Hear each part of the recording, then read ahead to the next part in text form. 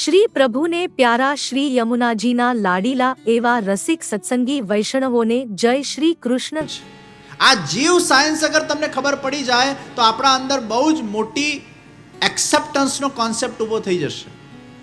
નાસ્તિકોથી ક્યારે પણ વિરોધ નહીં કરવો, નાસ્તિકોનો તિરસ્કાર નહીં કરવો, નાસ્તિકોને સમજાવવું, પણ વધારે પડતું પછી એ લોકો સાથે આર્ગ્યુમેન્ટમાં ઉલઝવું નહીં. ઘણીવાર શું થાય કે આપણે નાસ્તિકો સાથે બહુ આર્ગ્યુમેન્ટ કરીએ ને પછી એ નક્કી જ છે, નથી જ માનવાનો, એને પહેલાથી નક્કી જ કરી લીધું છે કે મારે કોઈ જ વસ્તુ સ્વીકારવી નથી, માનવી નથી, તો એને એના હાલ પર છોડી દેવું. એની બુદ્ધિ જ એવી થઈ જાય છે. ભગવાન જ નથી ઈચ્છતા કે એ ભક્તિ કરે. ભગવાન કે છે મારે ક્યાં આટલી બધી ભીડ કરવી ભાઈ આ ભૂતલ પર, અને ગોલોકધામમાં મારે ક્યાં આટલી ભીડ કરવી. બધા લોકોને જો મોક્ષ મળી જાય, ગોલોકધામ મળી જાય, તો પછી ભૂતલ પર કોણ કર્મ કરશે?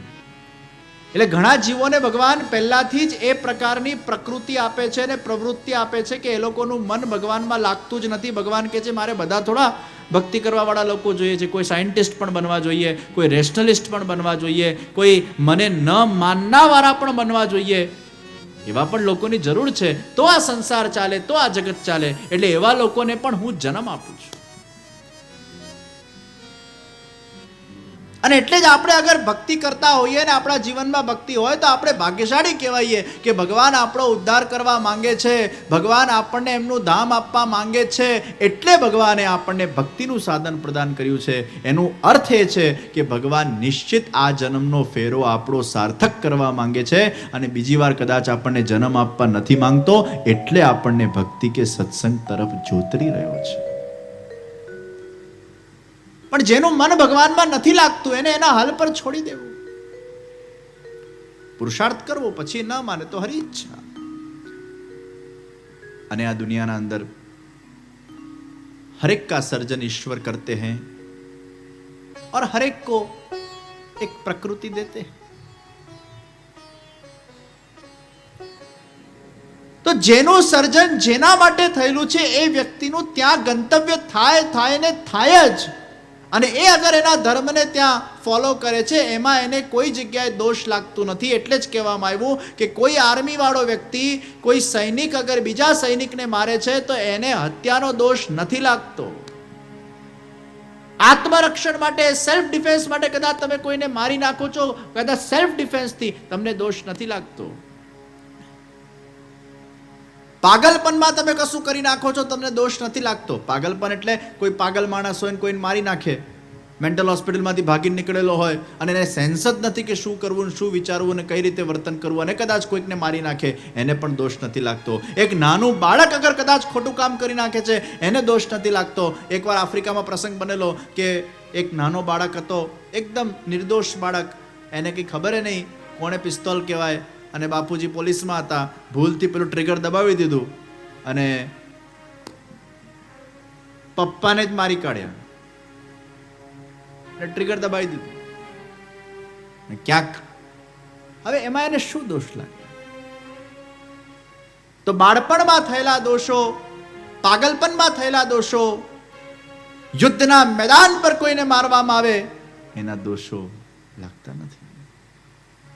અને એટલે ક્ષત્રિયોને નોનવેજ ખાવાનો અધિકાર હતો પ્રાચીન સમયમાં, કારણ કે ક્ષત્રિયને લડવાનું હતું.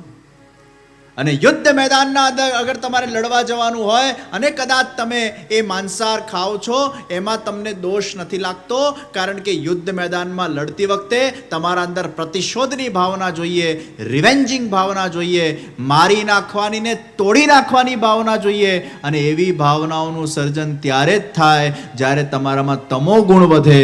અને તમો ગુણ ક્યાંથી વધે? તો માંસાહારથી વધે. એનો દોષ નથી.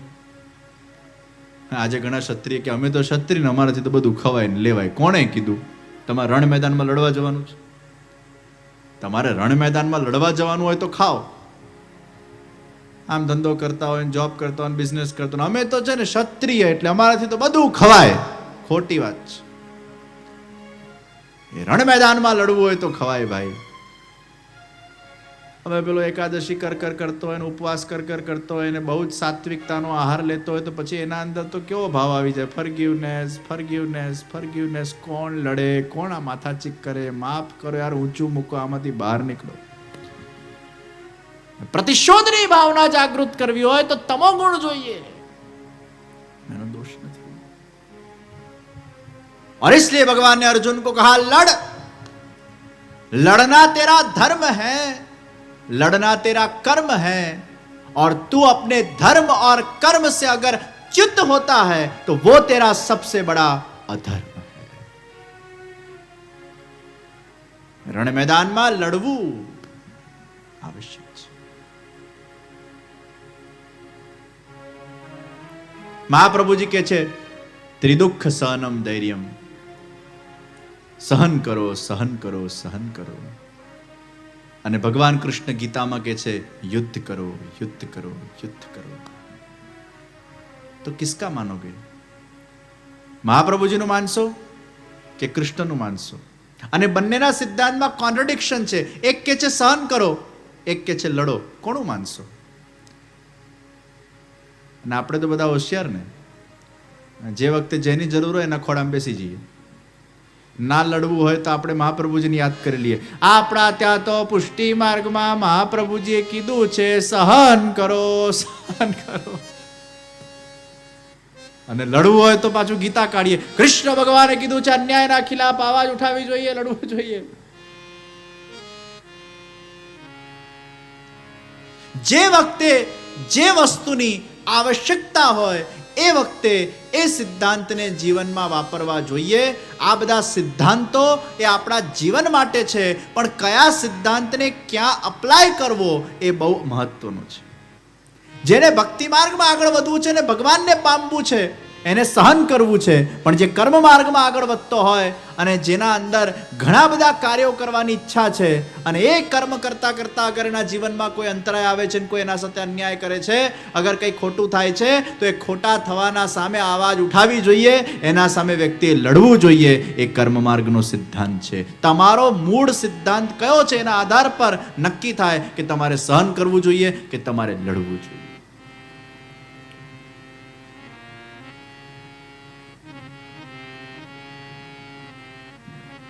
અર્જુનને ભગવાને લડવા માટે કીધું.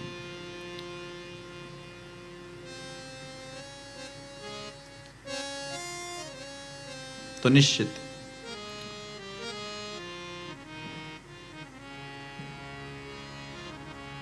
हर एक का सर्जन भगवान कुछ न कुछ करवाने के लिए करते. नास्तिक हो या आस्तिक हो, જેમાં હકાર છે આસ્તિક, જેમાં નકાર છે નાસ્તિક.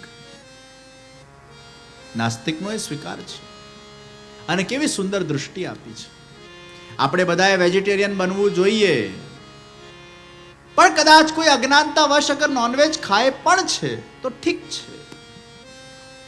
એનો અર્થ એ નહીં કે આપણે નોનવેજને પ્રમોટ કરીએ છીએ, પણ બહોળી દૃષ્ટિથી અગર વિચાર કરીશું, જો બધા વેજીટેરિયન થઈ ગયા તો આપણે ભૂખ્યા મરશું. કારણ કે એટલા વેજીટેબલ અવેલેબલ જ નથી આ વિશ્વના અંદર. ભગવાને એવું બેલેન્સીકરણ કરેલું છે કે અમુક અજ્ઞાનતામાં પડાયેલા લોકોને ભગવાન નોનવેજ ખવડાવે છે કે તમે ખાઓ ભાઈ, તાકી મારા વેજીટેરિયન લોકો સુખી થાય. દુનિયામાં સારાઈ ને ખરાબી બંને જોઈએ. તો જીવનમાં શુભ વિચાર ને સુંદર વિચાર લાવવા માટે સત્સંગ, સ્મરણ, સેવા, કીર્તન, જે પંચામૃતની મેં વાત કરી એના સાથે સાથે સાત્વિકતાની આવશ્યકતા છે. એમાંથી સાત્વિકતા ચોક્કસ મળે છે.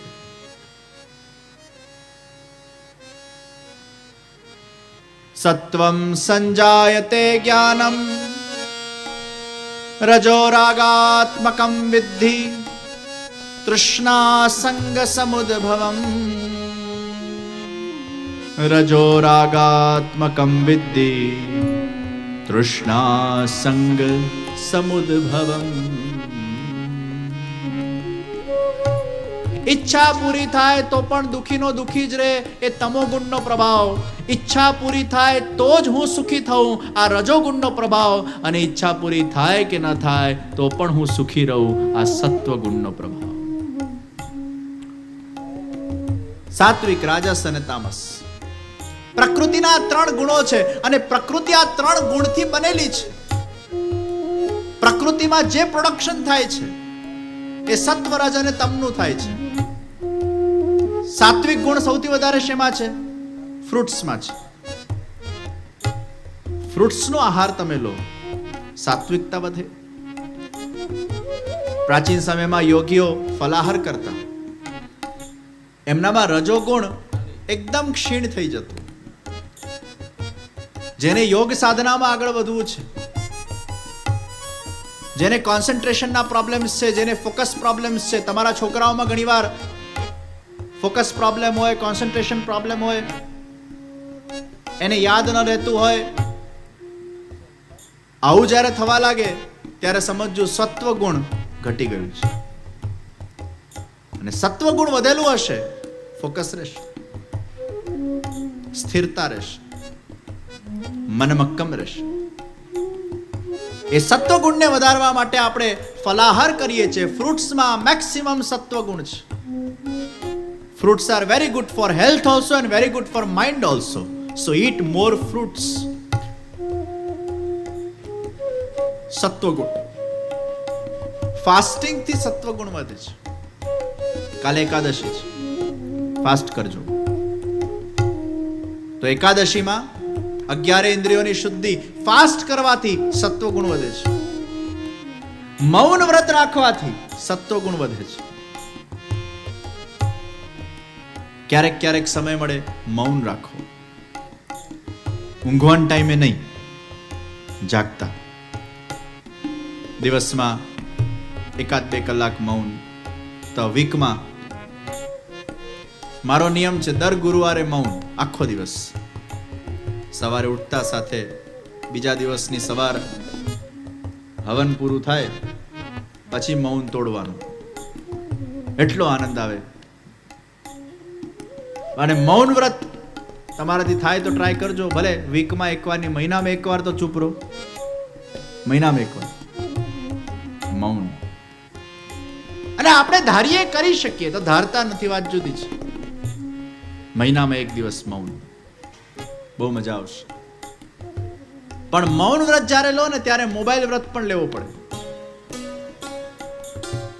મૌનમાં પાછું મોબાઈલ ચાલુ હોય તો પાછું એ મગજ ત્યાંનું ત્યાં જ ફર્યા કરે. આ તો આપણા પોતાના માટે છે, પોતાના મનના શુદ્ધિ માટે છે, પોતાના વિચારની શુદ્ધિ માટે છે, પોતાના હૃદયની શુદ્ધિ માટે છે મૌન વ્રત. તો સાત્વિકતા ક્યાંથી વધશે?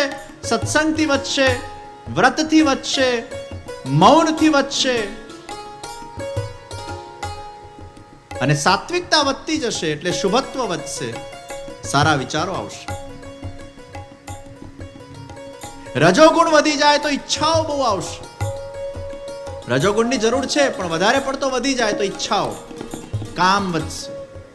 અને તમોગુણ વધશે એટલે અજ્ઞાનતા વધશે. તો તમોગુણ કોના માટે પ્રોહિબિટેડ છે? જેને ભક્તિમાં આગળ વધવું છે, જેને સાધના કરવી છે, જેને આધ્યાત્મિક રીતે પોતાનો વિકાસ કરવો છે, એના માટે તમોગુણ પ્રોહિબિટેડ છે. એટલે પુષ્ટિ સંપ્રદાય, જૈન સંપ્રદાય, સ્વામિનારાયણ સંપ્રદાય, ઇસ્કોન સંપ્રદાય, આ બધા જ સંપ્રદાયોના અંદર ઓનિયન ગાર્લિકનો વર્જ કરવામાં આવ્યો, કારણ કે એ તમોગુણ એનર્જીને તમારા અંદર વધારે છે. કેટલા લોકો ઓનિયન ગાર્લિક નથી ખાતા? હાથ ઊંચો કરે. નથી ખાતા. ખાય છે? હાથ ઊંચો કરે.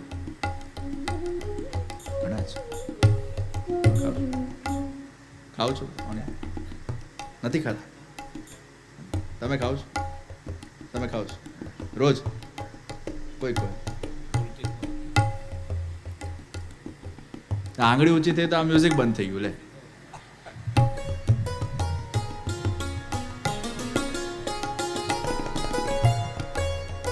કથા રસ પિયા કર ને એટલે ઓનિયન ગાર્લિક અસર નથી કરતું. કથા શ્રવણ કર્યા કરે.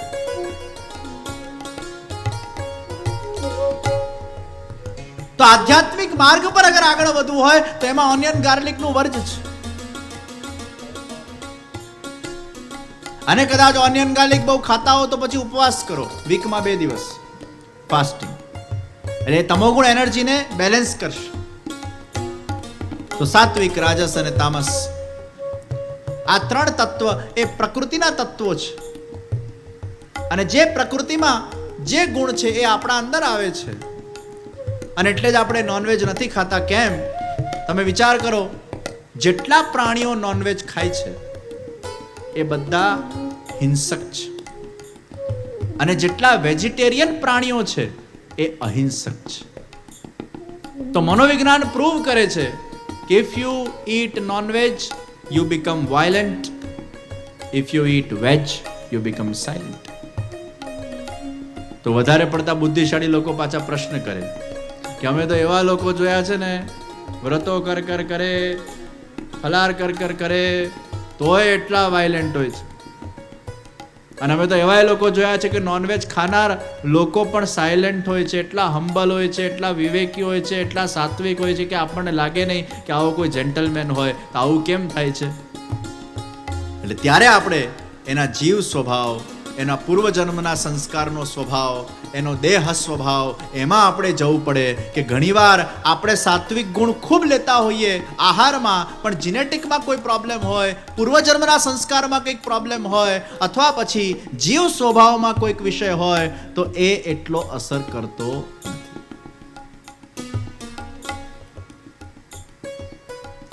માતા પિતાએ નોનવેજ ખૂબ ખાધા હોય એટલે એમના જીનેટિકમાં નોનવેજ આવ્યું, એટલે તમારા અંદર ઇનબિલ્ટ આવ્યું. હવે તમે કેટલાય વ્રત કરો પણ પેલું ઇનબિલ્ટ તો જીનેટિક રહેવાનું, એ તમને ક્યાંક ને ક્યાંક અફેક્ટ કરે.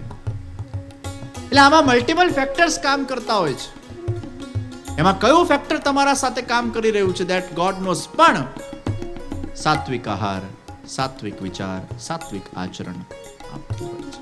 રસખાનજી મુસલમાન હતા, મુસલમાન દેહ હતું એમના પાસે, પણ જીવ દૈવી હતો. એટલે આજે નહીં તો કાલે એ જીવ સ્વભાવના કારણે એ રસરાજ શ્રી કૃષ્ણની ભક્તિમાં લીન બન્યા. ભલે તમારો દેહ સ્વભાવ બરાબર નહીં હોય, જીવ સ્વભાવ. તો સૌથી વધારે આપણા અંદર કયા સ્વભાવ ઇફેક્ટ કરે છે? પૂર્વજન્મનો નહીં, માતા પિતાનો નહીં, તમારો જીવ સ્વભાવ કયો છે? ઈશ્વરે તમને ક્યાંથી પ્રગટ કર્યા છે? એમના મનમાંથી, એમના દેહમાંથી કે એમની વાણીમાંથી? જ્યાંથી તમારો મૂળ પ્રાગટ્ય થયો છે એ મૂળ સ્વભાવ એ ઈશ્વર દત્ત સ્વભાવ છે, અને એ જ તમારી પ્રકૃતિ, એ જ તમારા વિચાર, એ જ તમારું વર્તન બનતું હોય છે.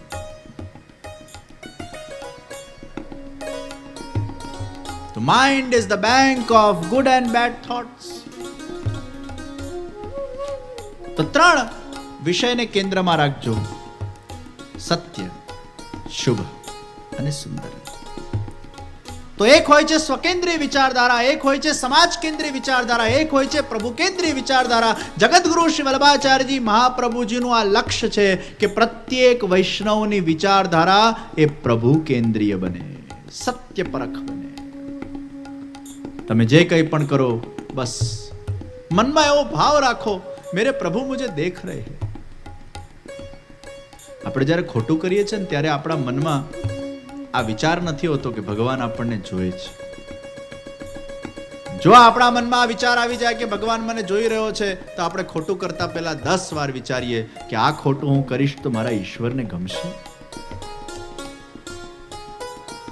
ખોટું કરતી વખતે વ્યક્તિ નાસ્તિક બની જાય છે.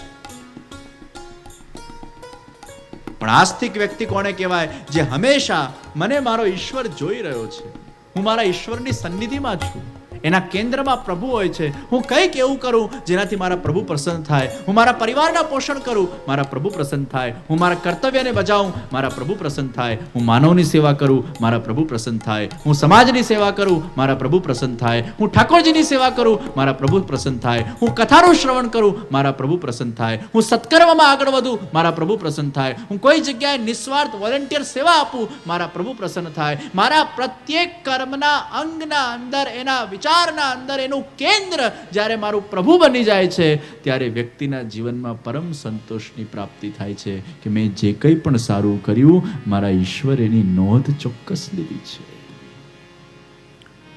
अरे दुनिया को प्रसन्न करने जाओगे तो दुनिया प्रसन्न होगी या नहीं होगी उसकी कोई गारंटी नहीं है.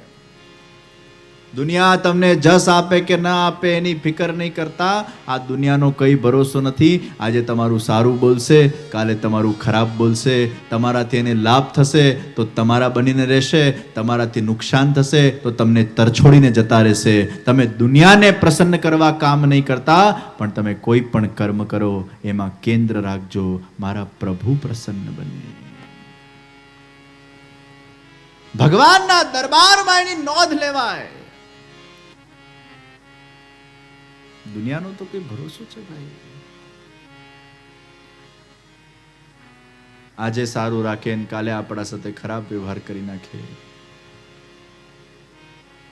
સ્વાર્થ પૂરો થાય ને આપણને તરછોડી દે. એ દૂધમાંથી માખી કાઢીને એવો ફેંકી દે, આપણને ઓળખતોય ના હોય. દુનિયાનો કોઈ ભરોસો નથી, પણ ઈશ્વર નોંધ લે છે. એટલે જ આપણે ઠાકોરજી સામે શું કહીએ છીએ? મન વાણીને કર્મથી ભગવાન કઈ ભૂલ થઈ હોય તો માફ કરજે.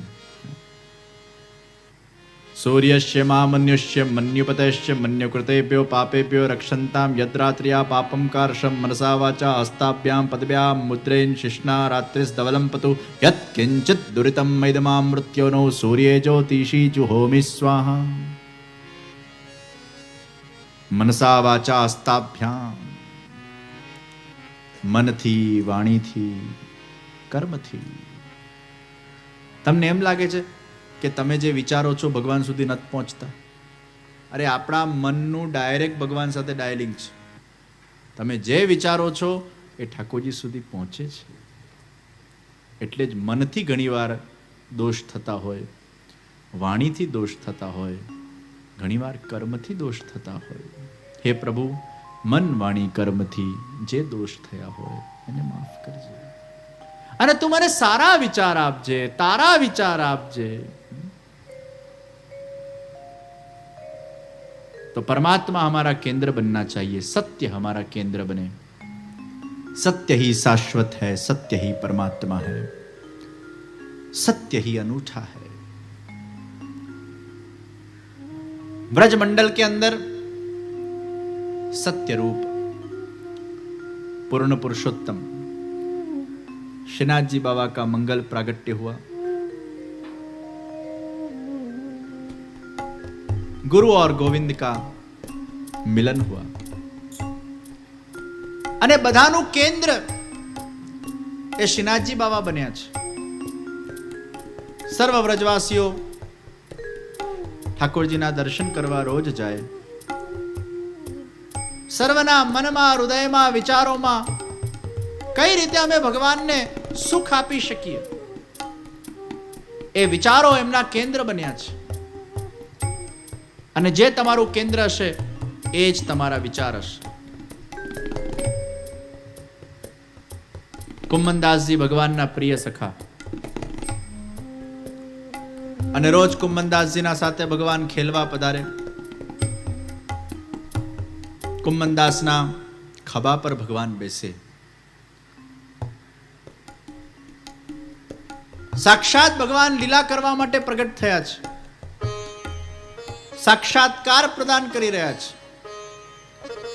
કુમ્મનદાસના ખભા પર બેસીને બંને ચરણારવિંદ ભગવાનના લટકતા છે.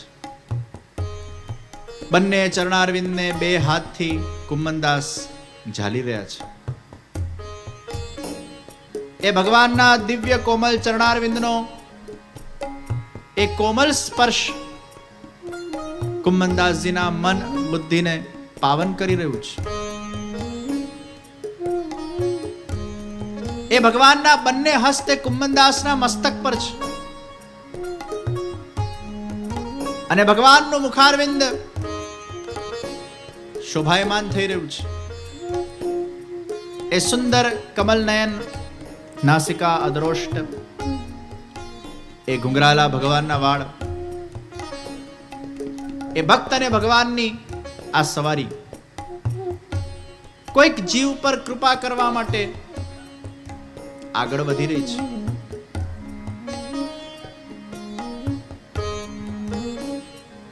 ગાંઠિયોલી ગાંવ પહોંચ્યા. અનેક ગ્વાલીની માથા પર પોટલી લઈને આવતી હોય છે. भगवान ने हाक मारी, अरे ओ ग्वालिनी, इतने धूपन के अंदर नंगे पैर तू कहाँ निकसी? अरे तेरे घर में और कोई नाय है का तो कोई इतनो श्रम करनो पड़े? एक ग्वालिनी भगवान ना दर्शन करीने आश्चर्यचकित થઈ ગઈ. अरे प्रभु, आप तो मंदिर में विराजते हो, पर्वत के देव हो, आप नीचे भी सड़कों पे आ सकते हो. अरे ग्वालिनी, तुम जैसे जीवों पर कृपा करने के लिए ही तो मेरा प्रादुर्भाव हुआ है. अरे ग्वालिनी, तनिक ये पेड़ की छैया के नीचे बैठकर जल तो पी के जा, वहां में तो कौन सी अवेर होगी. ग्वालिनी बहु प्रसन्न थई. चालता फरता ने पण भगवान पानी नो भाव पूछे छे. कुंभनदास जी मटकी लईने तैयार. लालाए कीधुं, आ पोटली मने हाथमां आप, तू जल पी. आ पोटली आम तेम मूकशे ने कोई वांदरू लई जशे, हूँ तारा पोटलीनी सुरक्षा करूं. अहींया जल पीवानो कार्यक्रम चाले छे, अहींया पोटली खोलवानो कार्यक्रम चाले छे. लालाए बे रोटली काढ़ी, पोटली बंद करी. जल पीने ग्वालिनी पाछी आवी, पोटली एने सुप्रत करी. अरे वाह लाला, तू तो बहुत दयालु है रे, तू तो बहुत कृपालु है रे. इतनी धूपन में तूने मुझे ये जलपान कराया, मैं आज धन्य धन्य हो गई. पोटली लईने ग्वालिनी जती रही અને પેડીની છૈયાના અંદર વિશ્રામ કરતા લાલાએ બંને રોટલી જે હાથમાં હતી કુંભનદાસજીને બોલાવ્યા અને કીધું, લે, એક રોટી તેરી, એક રોટી મેરી. અરે લાલા, તને મંદિરમાં આટલો બધો ભોગ આવે છે, છતાંય આવી ચોરેલી રોટલીને ખાઈને તને શું પ્રાપ્તિ થાય છે? અરે કુમના, તું રોટી ખા તો સહી. લાલા, મને આવી ચોરેલી રોટલી ખાવામાં કોઈ રસ નથી. તને ખાવું હોય તો તું ખા. અરે કુમરા, તું ખા તો સહી. અને કુંભનદાસજીએ એકાદ ટૂંક રોટલી ખાધી અને રોટલી એટલી સ્વાદિષ્ટ હતી. अरे लाला, ये तो बहुत मीठी है. अरे कुमना, मैं तो को नहीं कहूं. ये सब ग्वालिन मेरे दर्शन करने आवे, मेरे दर्शन करती जाए, करती जाए, करती जाए, करती जाए, और मेरे स्वरूप के चिंतन के अंदर इतनी व्यस्त हो जाए, घर पे जाकर जब रोटी को बेलती जाए, बेलती जाए, बेलती जाए, तो मेरो ही स्मरण करे और मनोमन मुझे रोटी अरोगाती जाए. उनके मन का मनोरथ होता है कि लाला, काश आप हमारे हाथ से बनी हुई रोटी को आरोगो. ये उनके मन के मनोरथों को पूर्ण करने के लिए ही मैं इस प्रकार की लीला करता हूँ. अरे कुंभनदास, जो रोटी बेलते बेलते जो मेरे स्वरूप का ध्यान करेंगे और मेरे स्वरूप का ध्यान करके रोटी बनाएंगे, वो रोटी में मिठास नहीं तो क्या खाराश होगी. भगवान ना भजन करता करता, ભગવાનનું સુમિરન કરતા કરતા જે રોટલી બનાવવામાં આવે એમાં મીઠાશ આવે. એટલે જ્યારે રોટલી બનાવો, શ્યામ સુંદરનું ध्यान કરો. મનમાં શ્રી કૃષ્ણ શરણમ મમ, શ્રી કૃષ્ણ શરણમ મમ, શ્રી કૃષ્ણ શરણમ મમ. અને એ વાઇબ્રેશન રસોઈમાં આવશે. તમારા મનમાં જે છે એ તમારા બુદ્ધિમાં છે, તમારા બુદ્ધિમાં જે છે તમારા વિચારમાં છે, તમારા વિચારમાં છે એ તમારી ઓરામાં છે, જે તમારા ઓરામાં છે એ તમારા દેહમાં છે, જે તમારા દેહમાં છે એ તમારા હાથમાં છે, જે તમારા હાથમાં છે એ જ્યાં હાથ અડકે ત્યાં જ આખું આ હસ્ત બહુ મોટી માયા છે. એટલે સેકન્ડ આપણે હિન્દુ સંસ્કૃતિમાં નિષેધ કરો, વાત જુદી છે. બે હાથ જોડવા એટલે આપણી સમસ્ત શરીરની જે ઉર્જા છે, શરીરની જે એનર્જી છે, આખા શરીરને રેપ્રેઝન્ટ આપણા બે આ હાથ કરે છે અને માથું કરે છે. બે હાથ જોડીને જ્યારે આપણે ભગવાનને માથું ઝુકાવીએ એટલે આખા શરીરનું આપણે સમર્પણ કરીએ છીએ. અને તમારા અંદરની જે એનર્જી છે, યા તો હાથમાં, યા પગના અંગૂઠામાં, યા આંખમાં, એમાં સૌથી વધારે તમારા હાથમાં. આપણે ચરણ સ્પર્શ કરીએ છીએ એટલે પગના અંગૂઠામાંથી એનર્જી લઈએ છીએ. વડીલોના ચરણ સ્પર્શ કરીએ, ગુરુજનોના ચરણ સ્પર્શ કરીએ, ઠાકોરજીના ચરણ સ્પર્શ કરીએ. વડીલોની ચરણ સેવા કરવાનું પણ પુણ્ય છે. એ વડીલોની ચરણ સેવા કરો એટલે એમને જેટલી તીર્થયાત્રાઓ કરી હોય એનું જે પુણ્ય સત્વ એકત્રિત થયું હોય એ તમને પ્રાપ્ત થાય છે. એટલે તમારા પાસે બહુ ધ્યાન, અનુષ્ઠાન, મંત્ર, તીર્થયાત્રાઓ કરવાનો બહુ ટાઈમ ના હોય. તું જે કરતા હોય એના પાસે 5 મિનિટ બેસી જવાનું એટલે થોડું ઘણું તમને મળી જાય એમાંથી. કંપનીવાળા મહેનત કરે પણ તમે એકાદ નાનો શેર લઈ રાખેલો હોય તો ડિવિડન્ડ મળ્યા કરે. એમ જે લોકો તપ કરતા હોય, અનુષ્ઠાન કરતા હોય, યજ્ઞ કરતા હોય, ભગવાનની સેવા કરતા હોય, એના સાથે ક્યાંક આપણે જોડાઈ જઈએ તો નાના મોટા ડિવિડન્ડ્સ આપણને પણ મળ્યા કરે, નાના મોટા પુણ્ય આપણને પણ મળ્યા કરે, આશીર્વાદો આપણને મળ્યા કરે. એટલે પછી આપણે કદાચ ન કરીએ તો ચાલે, પણ એમાંથી આપણને મળી જતું હોય છે. તો તમારા દેહની જે એનર્જી છે એ તમારા હાથમાં, પગમાં અને આંખમાં. એટલે નજર નથી લાગતી, એ આંખથી લાગે છે. અને નજર પાછી 2 પ્રકારની, સારી, ખરાબ. કોઈની સારી નજર લાગે, કોઈની ખરાબ નજર લાગે. તો જેના અંદર જે એનર્જી હશે એ એનર્જી આપશે. અને એટલે જ આપણે શેખેન્ડ નથી કરતા, એમાં એનર્જીનો આપલે થાય છે. આપણે આપણી એનર્જી જેવા તેવાને નથી આપતા. એ એનર્જીને આપણે સંયમિત રાખીએ છીએ, સંગ્રહિત રાખીએ છીએ. એટલે આપણે હાથ જોડીએ છીએ, એનર્જીને બંધ રાખીએ છીએ, આપી નથી દેતા. એક તો આમે માંડ ભેગી કરેલી એનર્જી હોય ને પછી બધાને આપતા ફરો તો તમે ખાલી થઈ જાઓ. Energy transformation is blessings. તમે કોઈના માથા પર તમારો જમણો હાથ મૂક્યો અને વેલ વિશ આપી એટલે તમારા મનમાં જે શુભ ભાવ હતા, જે તમારી સાત્વિકતા હતી એ તમે સામેવાળાને પ્રદાન કરી. એટલે transformation of your positive energy into an individual, that is called as blessings. It's energy transformation. અને એટલે જ કોઈના પહેરેલા કપડાં પહેરવા નહીં, વાપરેલો કાસ્કો વાપરવો નહીં, પહેરેલા પગરખા પહેરવા નહીં, અને કોઈનું જૂઠણ ખાવું નહીં. આ 4 વસ્તુ. તમે પહેરેલા કપડાં પહેરો એટલે એની એનર્જી તમારામાં આવી જાય, ભાઈ સારી હોય ખરાબ હોય. એટલે સારા લોકોના પહેરેલા કપડાં પહેરાય જેનાથી તમારામાં સાત્વિકતા આવે. આપણે ઠાકોરજીના પ્રસાદી ઉપરના પહેરીએ, પ્રસાદી વસ્તુ ગ્રહણ કરીએ, આપણે ઠાકોરજીનું જૂઠણ ખાઈએ જેથી ઠાકોરજીના વાઇબ્રેશન આપણામાં આવે, ઠાકોરજીની પ્રસાદી વસ્તુ ગ્રહણ કરીએ. પણ જેવા તેવાના પહેરેલા કપડાં પહેરો, જેવા તેવાના ખાધેલી વસ્તુ ખાઓ, તે ડિસ્ટર્બન્સ ઊભું કરશે.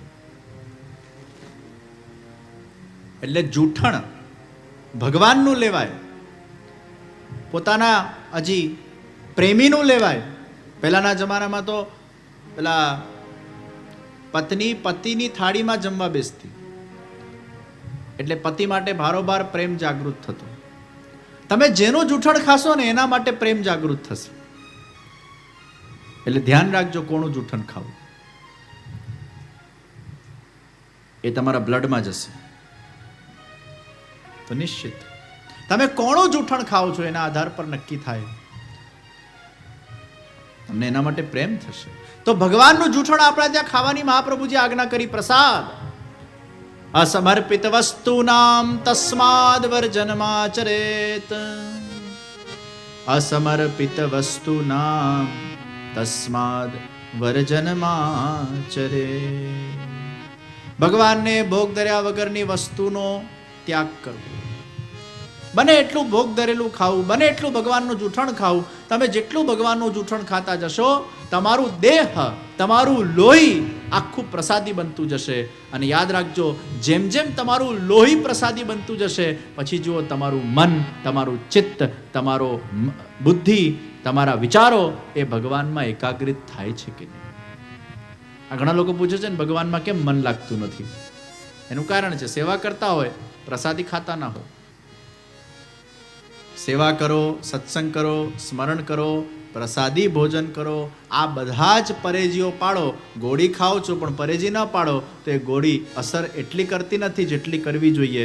એમ ગોળી સાથે પરેજી પડાવી જોઈએ. એમ ઠાકોરજીની સેવા સાથે જ્યારે પ્રસાદી ભોજનનો વ્યક્તિ આગ્રહ રાખે છે, ત્યારે જ જઈને એનું આખો મન, ચિત્ત, રસ, એના દેહના વિષયો, એના સેલ, એનું બ્લડ, એ બધું જ ભગવદમય બને છે. એના રોમ રોમ પ્રસાદી બને છે. અને પછી એના ચિત્તનો નિરોધ એ ભગવાનમાં ચોક્કસ થઈ જાય છે. અને આ એક્સપેરિમેન્ટ થયેલો વિષય છે.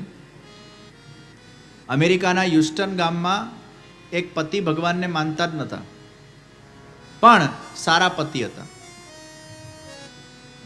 પત્નીને બધું કરવા દે તો પત્નીની સકડી ભોગની સેવા, પહેલા મિશ્રી ભોગ કરતા, પછી દૂધગર કરતા, પછી પતિએ કે ખાક પાડી હશે એટલે સકડી કરવા લાગ્યા. તો સકડી ભોગની સેવા એટલે હવે ઠાકોરજીનો પ્રસાદ પહેલા ટેબલ પર તો આવે જ, ડાઇનિંગ ટેબલ પર. ભલે પેલો ભગવાનને માને નહીં, ભગવાનના દર્શન ન કરે, ભગવાનને પ્રણામ ન કરે, પણ ખાવાનું તો એ જ ખાશે જે ભગવાને પ્રસાદી કર્યું છે. તો 1 દિવસ, 2 દિવસ, 3 દિવસ, 4 દિવસ, 5 દિવસ, 6 દિવસ એમ કરતા કરતા 8 થી 10 મહિના પ્રસાદી ભોજન એના પતિ ખાતા ગયા. 11મા મહિને કોણ જાણે એને શું થયું, સીધા ભગવાનના મંદિરમાં જઈને સાષ્ટાંગ દંડવત પ્રણામ કરવા લાગ્યા. ઠાકોરજીની સેવામાં રતપ્રત થવા લાગ્યા, વાંચન કરવા લાગ્યા. અને અત્યારે એટલા જ્ઞાની થઈ ગયા પુષ્ટિ માર્ગના કે ત્યાંની હવેલીમાં 16 ગ્રંથ ઉપર ક્લાસીસ ચલાવે છે અને બીજા લોકોને પુષ્ટિ માર્ગના અંદર આગળ વધારવા માટે પ્રેરિત કરી રહ્યા છે. વિચાર કરો, પ્રસાદી ભોજનમાં કેટલી તાકાત છે. તો ભગવાનનું જૂઠણ તમે ખાતા જશો તો ભગવાન માટે ભાવ અને પ્રેમ તમારો વધતો જશે.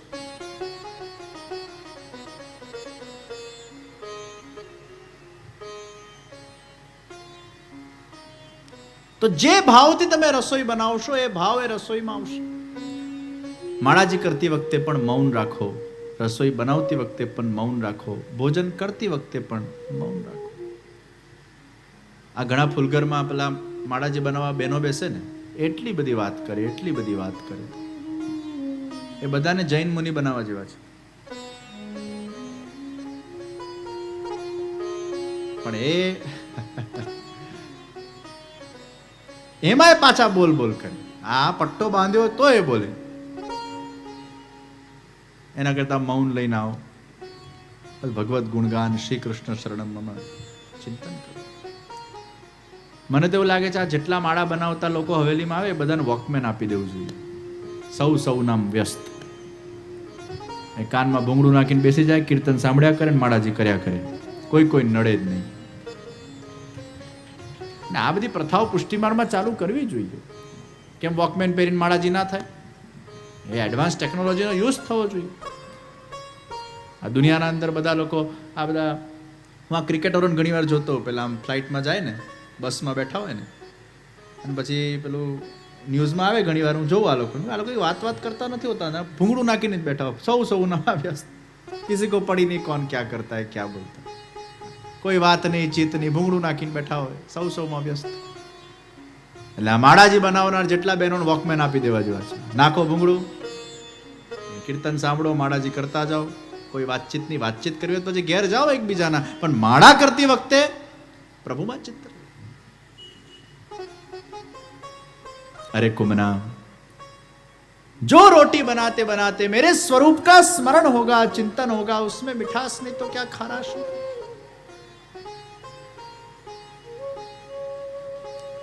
ભગવાન શ્રીનાથજી વ્રજના અંદર પોતાની દિવ્ય લીલાઓને સાકાર કરે છે.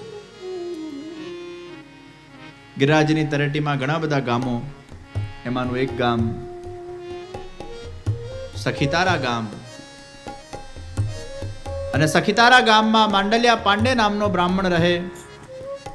એના ત્યાં નવી પરણાવેલી વહુ આવી અને વહુ જ્યારે ઘરમાં આવી ત્યારે તો બધાએ ખૂબ એના વખાણ કર્યા કે વહુ સારા પગલાં લઈને આવી છે. પણ હજી તો એકાદ દિવસ થયો હશે અને એ બ્રાહ્મણની ભેંસ ખોવાઈ, સાસુની છીકણીની ડબ્બી ખોવાઈ, બધું ખોવાતું ગયું. એટલે પછી બધા કહેવા લાગ્યા આ વહુના પગલાં સારા નથી, ખરાબ છે. બિચારી વહુને ટોકવા લાગ્યા, કોસવા લાગ્યા. આ દુનિયામાં કોઈના પગલાં સારા કે ખરાબ હોતા નથી. આપણા ભાગ્યના પ્રમાણે આપણને ફળ મળે છે. અરે ગયા જન્મમાં તે કદાચ તારી પત્નીને ખૂબ હેરાન કરી હોય તો આ જન્મમાં પત્નીના પગલાં પડતા તું હેરાન થાય. એ તારું જ તું ભોગવે છે. અને આ દુનિયામાં શા માટે સ્ત્રીઓને જ કોસવામાં આવે છે? પુરુષો તો બધા દૂધથી ધોયેલા ભાગ્ય લઈને આવ્યા છે. સ્ત્રીઓના પગલાં સારા ને સ્ત્રીઓના પગલાં ખરાબ.